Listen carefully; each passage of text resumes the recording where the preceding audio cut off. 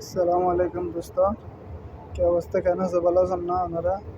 এবার দাঁড়া রয়েছি বুঝছেন না, এই ওই দাঁড়া সেকশন লাইন, এই ওই ডিসচার্জ লাইন।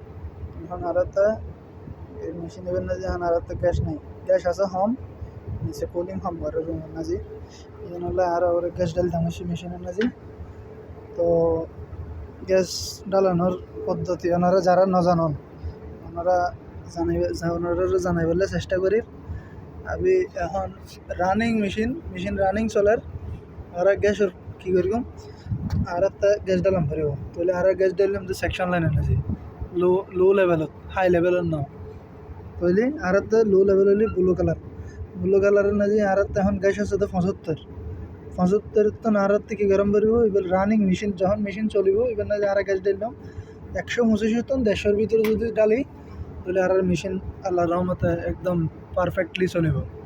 এখন আর অলরেডি নিচে আউটডোর বন্ধ হয়ে গিয়ে এত লেভেলে আর কি করি, একজন মানুষ ফাটাইব যাই আর মেশিন চালু করিব নিচে, এরপরে কী করব আর গ্যাস ডাললাম মেশিন অলরেডি এখন চালু হইব। নতুন মেশিন ইয়ে দিয়ে মেশিন চালু হবে আর কি। তো ওনারা ভালো থাকবেন, ইয়ে করিবেন আর ইউটিউব চ্যানেল ওনারা সাবস্ক্রাইব করিবেন। ভালো ভালো সুন্দর সুন্দর ভিডিও দেখাই হাজার ব্যাপারে।